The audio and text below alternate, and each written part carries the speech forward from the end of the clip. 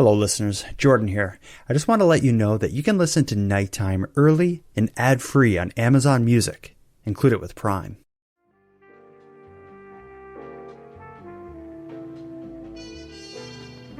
You are tuned to the Nighttime Podcast, focused on the fringe of Canada.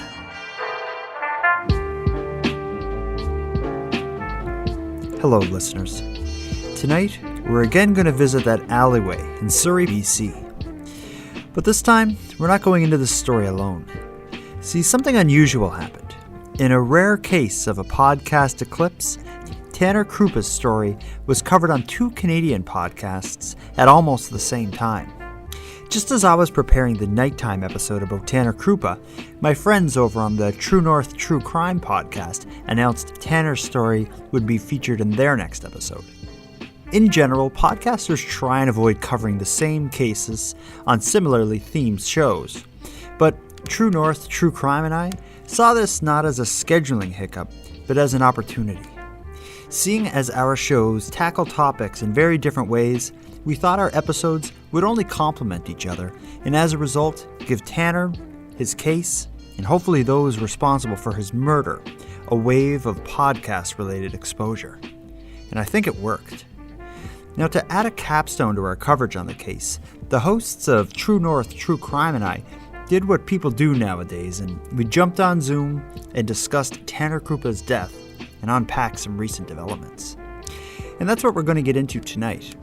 In this episode of Nighttime, we'll be joined by the hosts of True North True Crime for a discussion surrounding the unsolved murder of Tanner Krupa.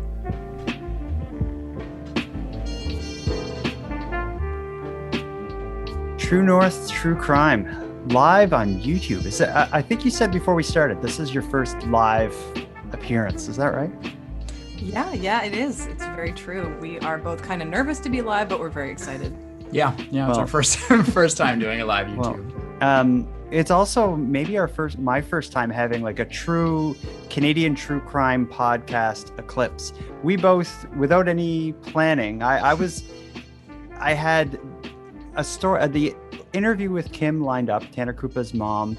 I was just about to do the interview, and then I saw you post on Instagram, like, our next episode will be the story of Tanner Krupa. I was like, a part of me is like, oh no. But then at the same time, I'm like, this is a good opportunity to like blow this up. Yeah, exactly. We actually had, it was a friend of the family was a listener of our podcast and reached out to us and said, like, there's a new awareness campaign. Do you think you might be able to help? And then we watched the awareness video, what happened to Tanner. And then that night it was on global news here. And we realized there was a major media blitz, and I'm like, we need to cover this case. Weird. I wonder if it's the same person, because I had not heard of Tanner's case. Mm-hmm. I got a message. Mine was through Twitter, someone recommending I cover the story. They gave me the link to Tanner's the video that you described there. And so very similar experience, but I'm guessing it kind of shows the power of when there's a story that wants exposure, hopefully, to get tips or whatnot, the power of reaching out to like media and even podcasts, like, because it's between the two of us, I'm sure that, between the three of us, our 2 shows, I'm sure, a ton of people who hadn't heard Tanner's story, not only heard the story, but got like, a 50-minute deep dive into it. And exactly. Yeah. And what was interesting, like although we both tackled the same story, I just finished listening to your episode, and you both took a different approach. Mine was, I did an interview with Tanner's mom, Kim. So it was more about, the story from her point of view, as well as her experiences of, losing a son so tragically. Yeah. You took a different approach where you really got into like the investigation. Like, how long have you been working on this case? We started working on it probably about 2 weeks ago, but things moved very, very quickly. And generally with our podcast, although we do interviews, because we do a lot of missings and unsolved, we also, when we cover victims of violent crime that has gone to court, we usually pick cases where we're not happy with the outcome at trial or the appeals process, that kind of thing. So a lot of our podcasts our episodes do have the personal touch of the family, but we also do deep dive into like voir dire and the agreed upon statements of fact at court and that kind of stuff, because we want to try and be as factual as possible too. We're very familiar with finding court documents. Yeah. It's exhausting. It absolutely is exhausting. I think earlier on, like when I started my show, I did a lot more of that side of things, like researching, going through the history. I was forever at, we called it in Halifax anyway, it's called the Public Archives, which is where I can access all the old newspapers and stuff. But my issue when I was doing that was I was finding like, I was really happy with the episodes, but I found I couldn't release stuff consistently enough. And I was just drowning in the facts, but you're both spring chickens. How long have you been making True North True? You'll get to be old and jaded like me eventually, but how long have you been doing True North True Crime? We started in June of last year. So we're actually at our 1-year anniversary. Well, congratulations. Thank you. Yeah, it's been amazing. I mean, everybody started a podcast during COVID, but I've heard that the number one sponsor of podcasts in Canada is the CERB benefit thing. Yeah. Thank you, Serb, for the Blue Yeti microphones, and there's another Serb podcast. Exactly. There's a lot, but that said, listening to your show, you're both passionate. So I think the pandemic was just maybe the push you needed to start, or gave you the opportunity to start. And you've been doing it a year. I don't know the exact numbers, but it's something like, like 5% of people who actually start podcasts make it past, 3 months or something like that. We didn't know how crazy the numbers were on podcasts. It's something like 1% of podcasts end up with, 100,000 downloads. Or even less than that. So a lot of people just start a podcast, get in over their head, don't realize how incredibly difficult it is to continue doing it, and just say, screw this, and then leave with one episode. I've actually researched it, and the amount that have just one episode is shocking. All right. Well, what I find is the amount that don't even have one. What I see is like, because when someone follows you on Twitter or something, I find so many times I get followed by, it'll be webcam pod and I'll like click on the profile and it'll be like an upcoming podcast about webcams. Then their next post is like, we're on Patreon now. And then they're just dead and extinct, and they never release an episode. I would like to know what % of like podcast related social media accounts go on to release an episode. I know it's crazy. I mean, it hasn't been easy. I mean, I think we both knew the amount of dedication and time it would take. But I think even then we underestimated it. Because we both, I mean, I still have a full-time job in the film industry, and you're still part-time, but this is, 55 hours a week. This is another full-time job entirely. So it's a lot, but it's amazing and it's super rewarding. And we're so thankful that so many families have reached out to us and talked to us. It's been incredibly rewarding. And I think the amount of work and the limited amount of like financial reward you get for doing it, I think that's the gatekeeper to keep it like, to keep indie podcasting like mine and your show, to keep that genuine and sincere. Like if someone, it's different if you're hired by some, to write scripts or read scripts or whatever for some company that's, of making podcasts. But when you're just like starting one on a laptop in your bedroom, if you were actually doing it for money, you would quit really early on and get a job at just some place hiring in town and make a lot more with better hours. I'm lucky because I have experience in social work, but I also worked as an actor and comedian for 20 years. So I'm used to like it being hard, and low financial reward, and then spikes of success and then no success. So it's almost like I have a sadistic quality when it comes to creative endeavors. It's like, well, if this doesn't make me any money, then I'm doing it right. But with your podcast, True North True Crime, you really go far into the advocacy side of things. Like even when because I was watching when you were releasing the promotion for your episode about Tanner, is your posts, you were straight up calling out the people involved. Like, we're going, you weren't saying this, but you were only a step away from like, we are going to find you and you're going to go down for this. So like your show, you very much are, it seems to me anyway that you're prioritizing the advocacy side of things ahead of, becoming celebrities. You do like it, for Absolutely. example, we're not using your video right now. Yeah. People who are watching, maybe tell us why that is. Just I think for both of us, there's a lot of true crime cases where people focus on people that are, privileged people. They tend to get a lot of media right away. And then the people like, that we've covered who might have addiction issues or, behavioral issues or anything like that, we believe that they deserve as much media and as much attention.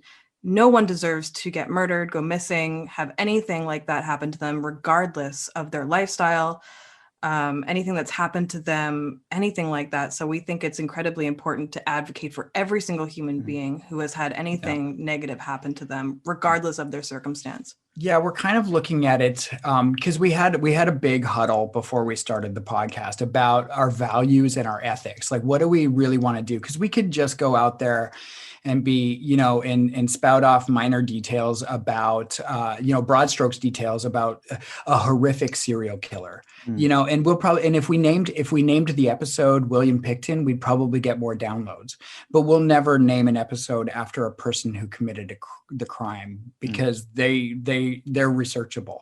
And what we've also found is that because they are the person who lived, they tend to have their story told more than the victim's story, because the agreed upon statement of facts at trial tend to be that person's narrative being debunked by the Crown, but they still get their story out. Like Natsumi Kogawa, William Schneider, her murderer, gets to say, well, she tried to sleep with me.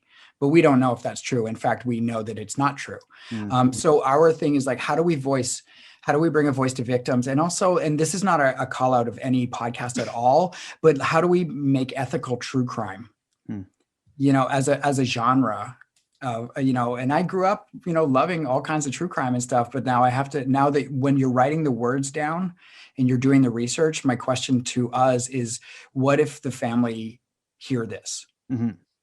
Yeah, and I get that. And I think a part of the way, or one way to really make that apparent with what you're doing is to actually involve the family in what you're doing. And that's something that we have in common. Like when I was going to do Tanner's story, my first step was to try to contact friends, family, people close to him to see who was willing to talk. And in my case, I connected with his mom, Kim, and it's immediately we hit it off like old friends. And I went into that being like, I want to help her share her story.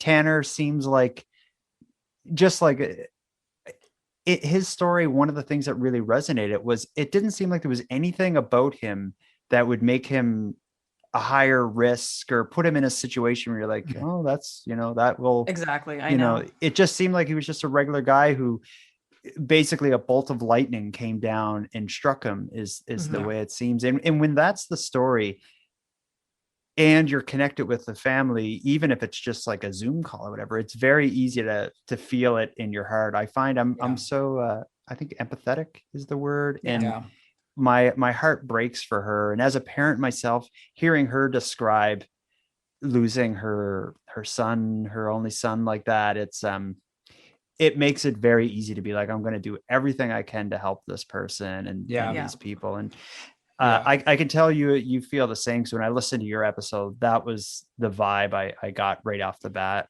Yeah. I mean, I feel like I knew so many guys just like Tanner. Tanner is he seems like such a normal 19-year-old in Canada. And just what happened to him is so unfathomable. It's awful. And realistically too, he was only 19 for 6 days. He just turned 19. He was a kid, and when I was doing my episode, I even had to ask my wife, I was like, a 19-year-old, should I call him like a boy man? Or a man, like a 19-year-old man? He just turned 19. Because when I think of myself as a 19-year-old, I was a kid, but I guess legally I'm a man. Yeah. I know. Yeah. And I was even thinking when I was talking to his mom, Kim, I was saying like, he must have been pretty brave to, go to the next province to work. Like when I was a 19-year-old, there was no way I was ready to like, even to go away for 2 weeks alone to work. I didn't even have a job. I was Yeah, trying I to know. figure out how to get Yeah. unemployment insurance. I know, same here. And he was going to a different province to, live with strange people and go do these like really, difficult manual labor jobs. I mean, he was doing all the right things. Mhm. Yeah. And then Which he was enrolled for school for September to come back and be a fitness instructor. So even, these directional drilling jobs were just a way to make some money. If I've heard the information correctly, it was Kim had hooked him up with, his mom had hooked him up with this directional drilling job, I believe in 2016, because there's a photo on his Instagram of him working a job up in Dawson Creek. So he'd already sort of like had some experience doing it, probably in the summers, that kind of thing when they needed them. And, it was just, for Alberta kids, it's a real fast way to make money. You go up to the oil patch, you bring back a fat stack of cash, and then you go to school or do whatever you want to do. Right. Yeah. Well, here on the East Coast of Canada, it's so common for people to go out there and work for 3 weeks. You go up there, you come home for a month, you go back for 3 weeks. Like my dad, he, for the last few years, has gone out west to work on these kind of, I just call them labor camps. I don't even know what they do, but it seems like that's kind of what Tanner was doing. He was just going away for, a couple of weeks, staying at a place that his employer or the company that he worked for had. And, and when I hear his story, so first of all, there's the connection with him and his mom that I felt that drew me in, but then there's also, I'm like such a sucker for mysteries. In his case, is an absolute mystery, which starts right from the beginning. Why the hell, it seemed, the story I got is that he left to go to the store to buy cigarettes or something in the late evening. Somehow, despite not knowing anyone else in this city, somehow in the early morning hours, he gets found dead after an altercation in an alleyway. What do you make of that? Yeah. So some new information has come to light last night. What we've been able to do is we have sourced the GPS record on the truck because the roommate and Tanner were using the company truck and staying in a company rental house. Okay. So we now have the GPS coordinates of the truck. And not only that, but we have the incoming and outgoing cell phone calls from the roommate's company phone. Okay. So we've been able to start to plot things out a little bit. So we do know that. So as the story goes, they were at Boston Pizza earlier that night. They came back to the rental house. Tanner goes out at 2:10 a.m. in or around there to go get a pack of cigarettes. His body is found at 5 a.m. 5 a.m. Okay. I didn't realize it was that late that he left. Yeah. Yeah. So I have text messages from his girlfriend at the time where he says, thinking about going out. She says, where? He says the Chevron. And then she says, isn't it late? And he says 2:10 here. Because she's in Edmonton. And she thinks it's 3:10. Okay. So give or take. So backing up to the Boston Pizza thing, we assumed that they were at a Boston Pizza that was near his house, the rental house, but they weren't. According to the GPS positioning on the work truck, they were actually at the Elements Casino, and there is a Boston Pizza about 4 large blocks up from there. Okay. So, but they were actually at the casino parked because the truck was registered as idled for an hour and 30 minutes. Then they were back at the rental house by 10:54 p.m. Then at 2:10 a.m. we have the text message saying, I'm going to the store. So let's bring him back from the walk to the store, which is only a 10-minute walk away. He's back at the apartment because the gas station's closed. The gas station's closed. He can't get a pack of cigarettes. It closes at 11:30. He didn't know that. He didn't realize. So he walked there anyway. Okay. So the roommate then states that he woke up to the sound of Tanner coming home and that he had gone to bed. And then he had a brief discussion with Tanner to not go out with strangers. Tanner decided to go out with the strangers in the strange car. The roommate states that one guy was shorter than Tanner with kind of short, bald hair and perhaps pointy ears. And then, and then here's the thing is, so I hit release the video of the 2 cars, right? Mm-hmm. So by the map that I'm looking at, the 2 cars are not driving away from the scene of the crime. The two cars are driving towards the scene of the crime. Oh. So they're coming through the we looked on Google Maps because we know that you said it was going away from it. And we had to look on, we were like, oh, is Jordan right? Are we right? Who? Yeah. I think I got away from it. I thought it was I don't know if it was the Crime Stoppers video, but yes. Yeah. Somewhere I saw it referred to by the police as like two vehicles speeding away or leaving the scene or something like that. Yeah, we had to street view the corner where it was, and we looked at it and we're like, okay, well, there's the bus there's stop. The park and there's the bus and stop. There's a sign that there's a light reflecting off of, and we had to do it that way, and they are actually going towards it. the lane. Yeah. So and that's at 3:30. Okay. So if we back up here, we've got Tanner leaves the house 2:10. Let's say he's back at the house 3-ish. Mm-hmm. Something happens between then and 3:30 when the cars race towards the laneway location. Then they're heading west. They turn right up 128th, and then they turn into the strip mall. There's an altercation, which I think the RCMP had a call on. I believe that was Tanner being removed from the car. Yeah, we're not really sure if there was actually like an altercation at that scene, or if the commotion was more so them dumping him. Yeah, panicking, like get him out of the car, and Tanner injured because there are 17 evidence markers that go towards where his body was covered in the tarps of the crime scene. So my belief is that there were two locations for this crime, or whatever happened in the vehicle. Yeah. Mm-hmm. That's it. You're blowing my mind. Where did you get all this stuff? So, oh man. So don't get specifics, but yeah. So we have, there's a little bit of an army that's organized around Kim and Randy and Mike and Brittany, which is Tanner's family. And there are people that, they either get invested in it, or they, for a period of time or whatever. So right now there's a few people that I've been aligned with who've been very invested in it, and they're giving me a lot of this information, and I'm getting the actual receipts. So, I'm like, sound like a teenager. Yeah, exactly. We have the receipts. Yeah. So we're getting the actual receipts on this, and there's even more that's coming to light. Wow. Yeah. And even just as we speak, there's going to be more information, I believe, like at some point this week into next week. I'm gonna call it. This case, I think, is going to be solved soon. When I look at the video of the two cars, even going to or from, there being at least two cars, I know there's already a couple people who are involved and know what happened. It's just a matter of one of them someone saying the wrong thing to the wrong person, or the relationships between those people going sour, and someone being a tipster or something. I think I'm shocked that this case hasn't been solved, because it doesn't seem like whatever happened doesn't seem like this organized thing.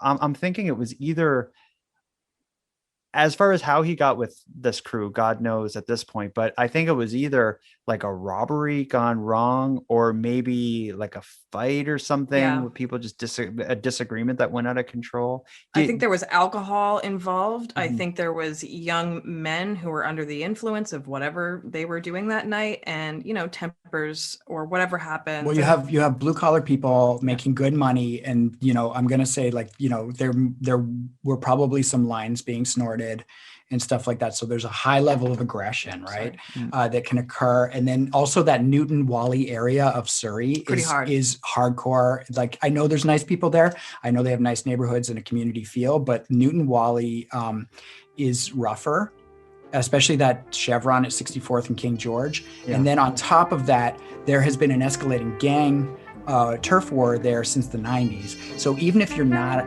necessarily a gangster, you are kind of, you think you are, especially if you're a young, guy who leans that way.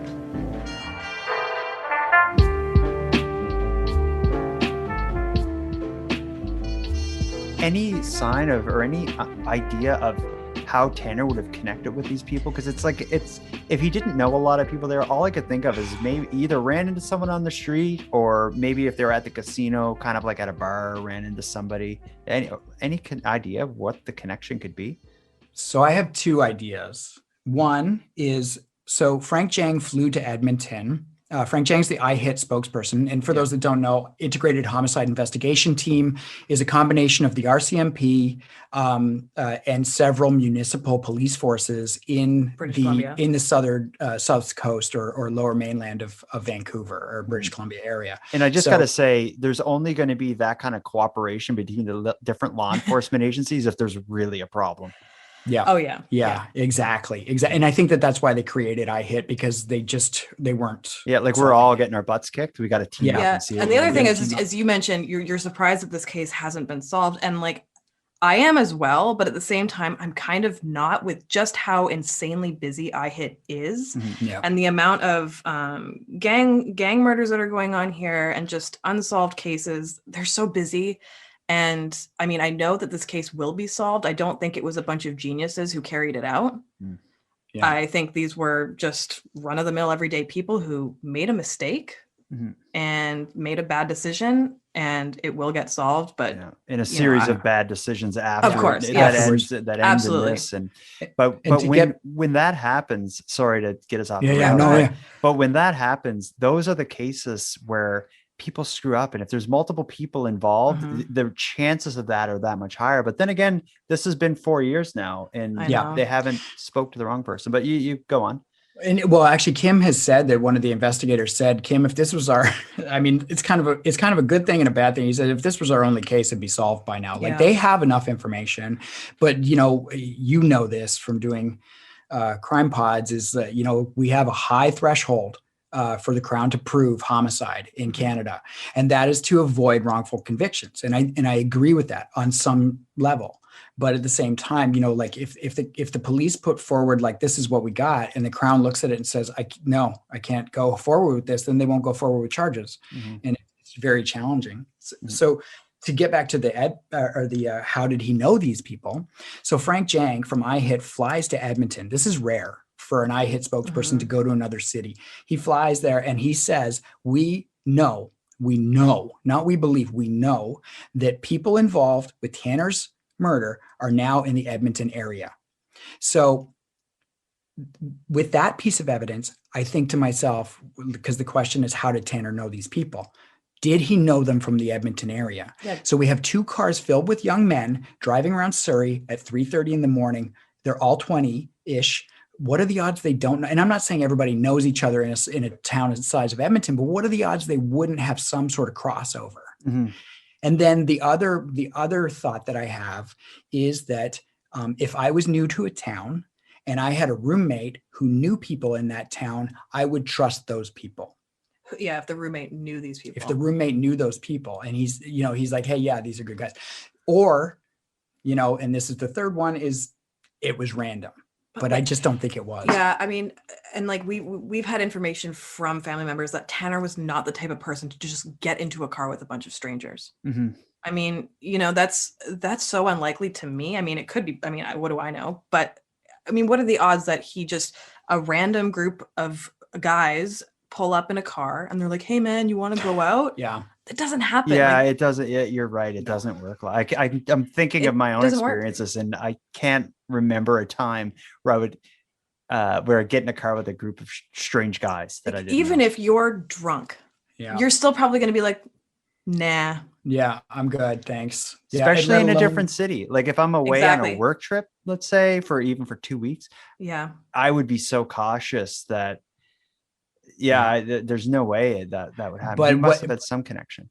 Yeah, if 2 cars pulled up to you and you're at the Chevron parking lot, you realize the Chevron's closed, and then you hear your name called. You look over, you see a familiar face out of one of the 2 cars. Hey, what are you doing? We're hanging out tonight. Oh, I've got some beers left at the rental house. Let's stop and get those. Maybe is an idea that it occurred, but not, hey, random strange man, you want to come hang out with us in our two gangster looking cars? I got some gloves you can try on. Yes. Listeners of my show will get that. Exactly. Yeah, it doesn't seem like it was something like that. So, and just so to be clear, because I didn't realize this happened, Tanner went to the gas station. It was closed. He arrived back at his house or his apartment or whatever you want to call it. And these people, or at least some of the people in these cars, were with him When you Allegedly. Yeah, went- but they, allegedly, yeah. and they did not come into the house, Okay. But the roommate saw them, Okay. allegedly. but didn't see them or remember them. Okay, so if that is true, it changes kind of what my theory was, because what I imagined happened was Tanner went out and in my like I didn't know all these details, so I thought he just went to the store, maybe got cigarettes. I was thinking maybe he was just bored in a new city, didn't know anyone. He just went for a walk, having a cigarette, and someone pulled up on him Right. to rob him, or if you're out smoking, people will ask you for cigarettes all the time. I remember I smoked 15 years ago, and I was forever random cars or people asking me at night, can I have a cigarette? And me being intimidated, be like, here. Just take it, please, Liam. So that's kind of what I thought, but that it seems like there's a lot more to it. This is it sounds like he didn't even get the cigarettes, so he that might have not been a reason that he got approached. But I mean, you're not going to know if you're going to a new town that the gas station closes at 11:30. Yeah, you're going to assume it's a late night gas or station. a 24-hour yeah, gas what station. kind of gas station closes at 11? I thought they were all 24 hours. Yeah, that's something. Niels, when I talked to Kim, there was something I didn't want to ask her because it was I could tell that she didn't want to go there. In all of my reading online, I couldn't find like an official answer to this. Is what exactly was his cause of death? I've seen like assault, altercation, but when I look at the crime scene, like where he's covered in a tarp and they have all the evidence markers, that doesn't seem like that would be the case with an assault. Usually you see that when a gun is involved and they're like putting where all the spent shell casings and stuff. Have you found out what the actual cause of death was? So actually an Edmonton media outlet reported it as a hit and run. Yeah, very early on, right? Yeah, but it was so I believe that iHit has a lot of holdback evidence on this case, and cause of death is the number one thing they're holding back. Interesting. Because only the people who did it would know. Yeah, and perhaps like where it was reported as a hit and run, that may have just been speculation because he was in an alleyway, or maybe in the middle of this altercation and the assault, the people use vehicles as weapons all the time. So we'd be speculating, but I guess if it's holdback evidence, then that is why I wasn't tracking it down, because I thought it was weird that the answer wasn't out there, and where the word assault was used, like that just put this image in my head, and maybe that's why I was seeing it as a mugging that became violent or physical. And they actually, I don't think they've said assault either. I think they just keep on saying altercation, which is this word that can be I hit. We know that the authorities are very choosy with their words, and I appreciate that they have to do that. But it's it's altercation. Yeah, so throw in an incident here and there just for color. Yes, but it's kind of, it can be painful as a news watcher when you're trying to understand a story and it's intentionally vague in every aspect. But in this case, just like you've said, I bet you they have a really good idea of who did it and who is involved. And any information that becomes public is information that they can't hold against the people involved. So the less that gets out there publicly, it just kind of makes it riskier for the people involved to say or do anything. So well, and I think that's why it's very interesting that they released the car videos 1 year after he was murdered. And so for me, that wasn't like, if they had released the car video on day 2, they would have said something like, we believe these cars were involved. But for them to really, what they'll do is if a case goes unsolved long enough, they start to seep out some breadcrumbs, right, to get the public's interest again. So somebody, a committee of people, decided to release the car videos a year later and say, without a doubt, these cars are involved. It wasn't a maybe. It was kind of, we believe, it wasn't, I don't even think it was we believe. It's no, they're like, these cars were involved. Yeah. So that's a very important piece of evidence. I think that they were trying to hold back. And then they were like, okay, it's been a year. Let's get this out to get people talking about this case again. Yeah, maybe an act of not desperation, but just a way to stoke the flames, as well as a way, like they're law enforcement and the investigators, they're intelligent in how they handle the media. So that's why always you see news coverage of a case on the anniversary, because it gives the press a reason to talk about it again. And so the law enforcement will lean on that with press releases, but releasing a video is a way to not only get mentions on the news, but actually get like some solid screen time.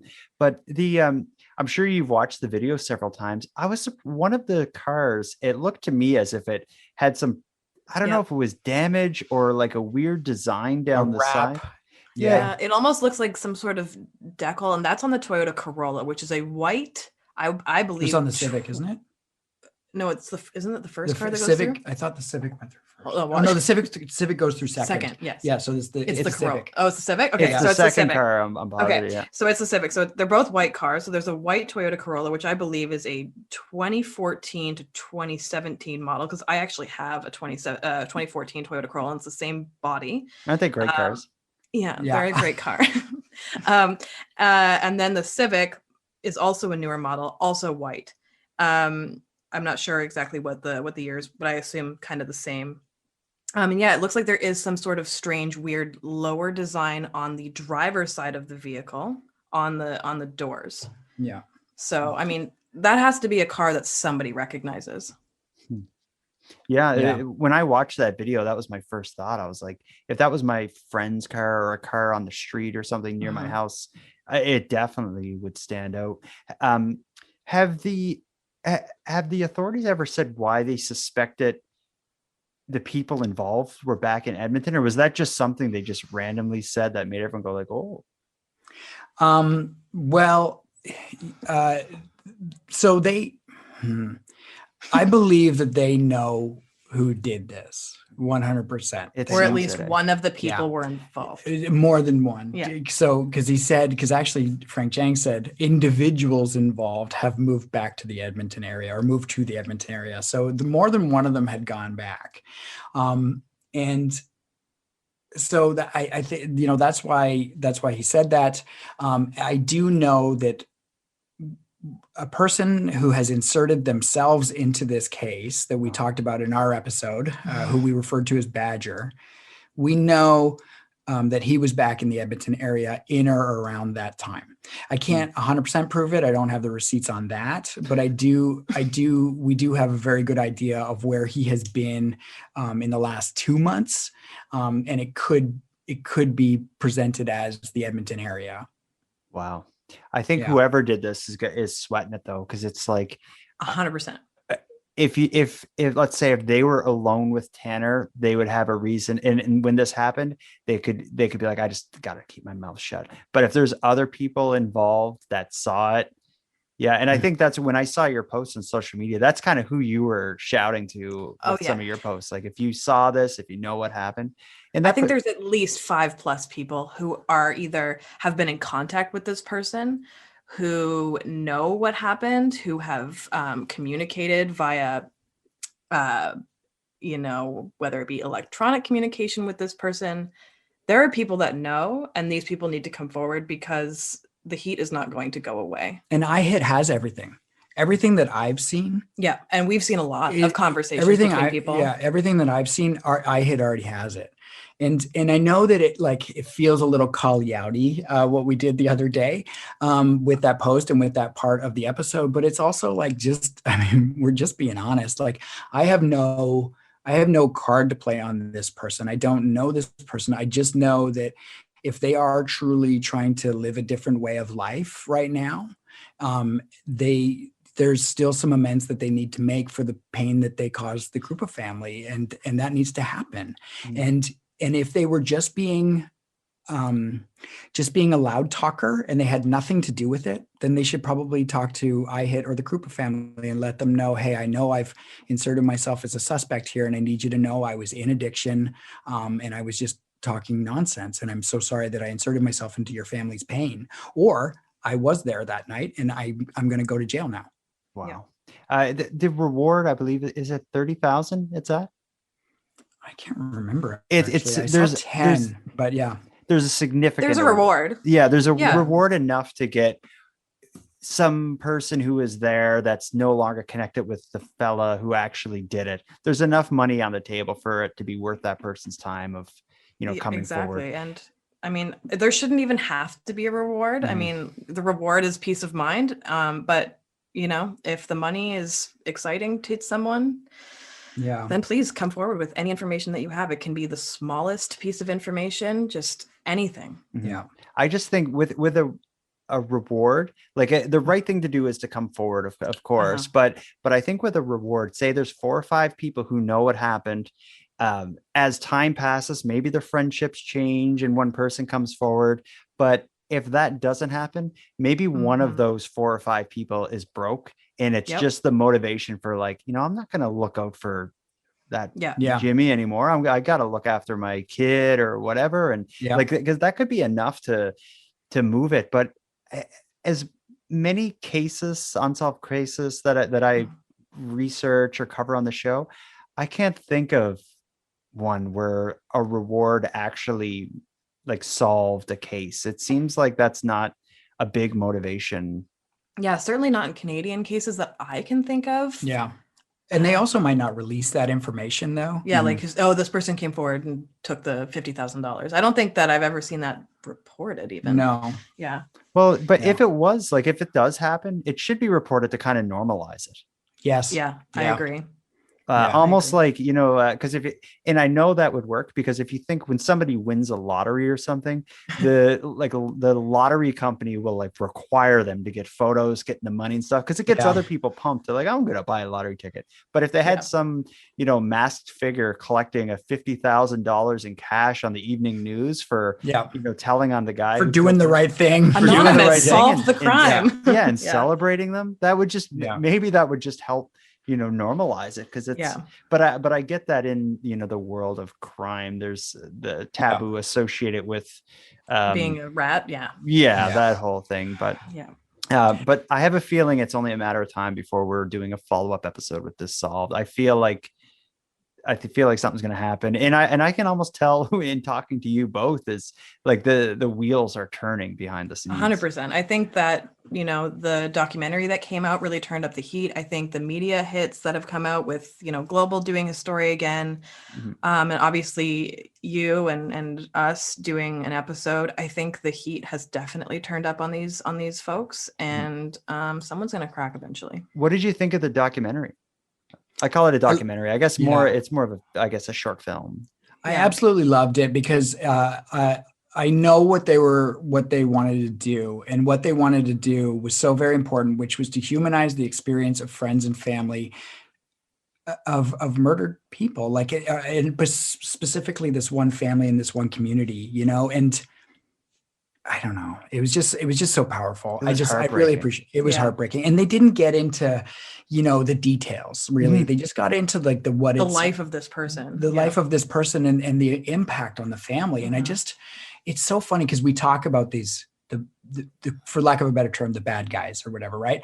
And how we need to incentivize people to tell the truth or this or come forward. And it's like, how can you watch that video and still be okay if you did this? You would need to be an inhuman or a complete psychopath to not be moved by that. And what you said, like you knew what they were going for. That was the feeling I had as well, where it was really like the short film, say 15 minutes long. It tells the story of how great of a guy Tanner was and how great his family is. It has just a little blurb on, the circumstances surrounding his death. It gives you enough information to understand what led to his death. But then it gets into a big section on all of the people that come across as just genuine, nice people.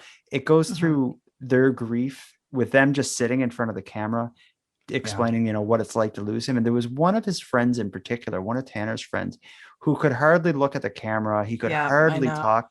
I was watching that and I was just crushed seeing this guy. Is that the one that we included in our? Riley. And there's the moment where I believe it was Riley. And in an outtake that they kept in the documentary, Kim comes in and holds him. Oh, it's so awful. Because like she knows, she knows they were childhood friends. Yeah, that was sad. And that was tough. And the documentary maker kept it in on because it was so impactful, just so impactful. Yeah, I think the true crime community as a whole needs to see more of the stories that, we love to listen to true crime stories, and I hope that we can love listening to them in this way, as like, getting to know the victims' families, friends, and being empathetic that way, instead of, kind of wanting to know the ins and outs of the murderer. Yeah. It's like, I don't care about the murderer. I want to know more about this person that had their life taken away from them, and, the family who, their life is never going to be the same anymore. And, that's why we started this podcast, which is why, I think, you and I connected to this documentary so much. Is it's similar to what we set out to do with this podcast is, we want to tell these family stories and, humanize the person who was lost, instead of trying to figure out what went wrong with the person who committed the crime. Yeah. There's tons of podcasts who Yeah. do that, and, no shade towards them. I understand what you're doing. I understand why people love that stuff. I love it too, but we wanted to come into the podcast space and do something else. Yeah. And I know that, like, I know that you interviewed Taylor Sampson's brother Connor, recently. Yeah, Connor. Yeah. And I watched the video last week because I'm researching that case right now. Oh, and great. Yeah, sorry. Yeah. And I know there's always going to be overlap. Sorry. But it's Eclipse. but- Well, that case is Yeah. that's big because that's going back to trial soon. That's why why we're that's doing why it. I want to hop in on it, because I just wanted to, because again, I believe that a family has been wronged more than once. Hell yes. I believe that I know why the private investigator was an issue. I understand that intuitively as a human being, but where's their son and go to jail? That's all I have, and in researching it, I saw that you had interviewed Connor, and I watched Connor walk up on stage to take his brother's degree at Dalhousie and stuff. And this is what people need to know you're a Canadian podcaster, we're a Canadian podcaster, we cover true crime. I want people to understand Canadians and Canadian stories. And I believe that the Krupa family and the Sampson family and all, the Iwasa family, all the families that we've worked with over the last, year and that you've worked with are our neighbors. Yeah, I get that. And I'll tell you, Connor, anybody who meets Connor Sampson will become an advocate for his family. He is genuinely, like, I can confidently say he's one of my favorite people I've ever met. And every time I see him, because he works really near my house, I see him, twice a week. Every time I see him, he shouts across the store to me or my son. He'll come up and hug me, and whatever we're doing, we'll stop and chat for a few minutes. And he's just the most lovely guy.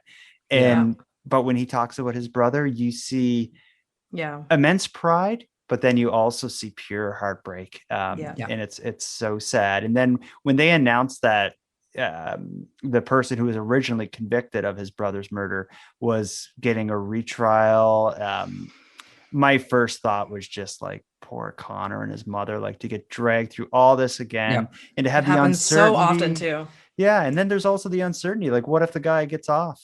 Yeah. And what if without the evidence that justified the retrial, like, without that piece of evidence, how strong is the case? And they just have to get right back into it all. It can be so cruel. Well, and we talked to Kim last night. She called to talk to us about the episode that we put out. And, what has dawned on me after the last year of doing these cases is that and even if you're familiar with Heather Stuka and Marshall Iwasa and all these other families, there's a moment that comes when the police stop calling and they're alone.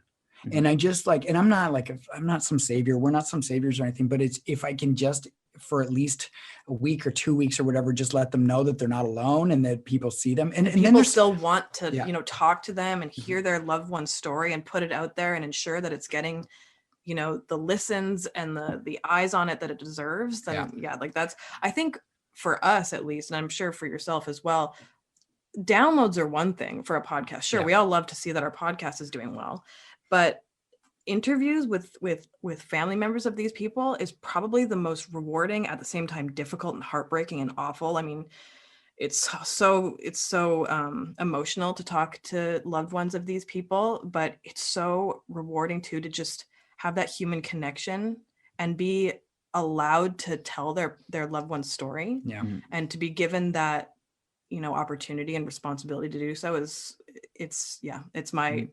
my favorite part of doing this. Yeah. And I often tell people too, is like, because not everyone's into podcasts, and let's say when Tanner's story is covered by Global in that city, maybe Global reaches 500,000 people. Let's just say, as just to throw a number out there, our shows would be only a fraction of that, a very small fraction. But the people who listen to our show, it's a different news watcher consumer than who sees like a 2-minute hit on Global. They're listening. They got us in their headphones or in their car as they're getting groceries. They're listening to like 55 minutes of like curated, information about this story. Full so immersion into the story. Yeah. And I think that's why people come to podcasts for this kind of content, because it really gives, we give the chronological telling of the story in a way that's both entertaining and gives you all the details, and generally get into like, what's coming next, what happened before. It generates kind of, it makes people want to advocate. So I think 100%. Although if the mainstream and the police aren't all over Tanner all the time, I'm hoping between our shows we've gotten 50 people who are online writing about Tanner and trying to figure it out. Well, and that's the thing is, and going back to what I said earlier, is at any given time, there are a couple people who are pulling the line for Tanner. Kim can't do it all the time.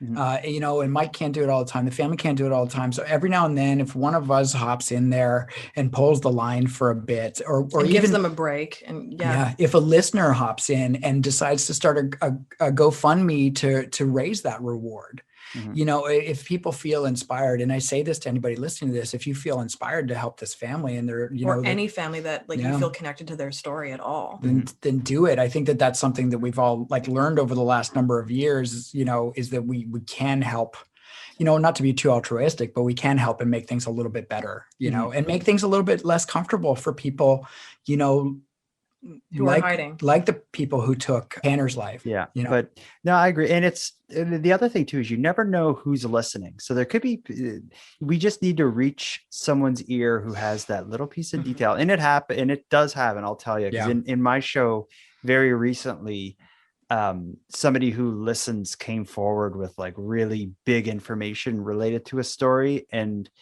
it surprises me sometimes how just doing something like this on a laptop in the spare bedroom can connect you with people who are, you never know.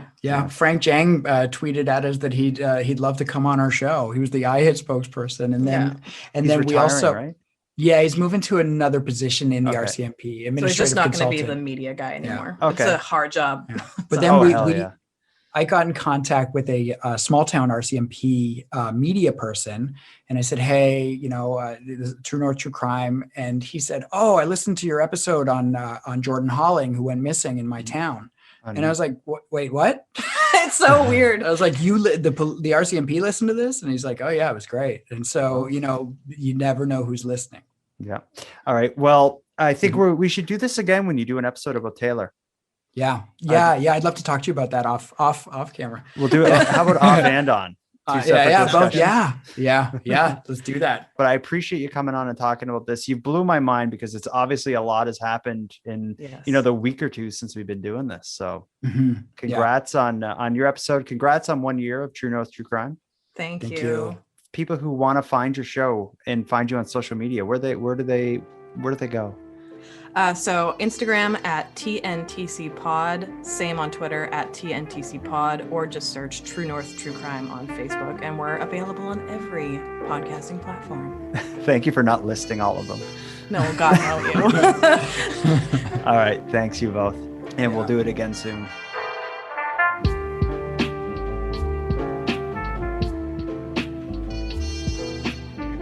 I want to thank you for joining True North True Crime and I for our discussion surrounding the unsolved murder of Tanner Krupa.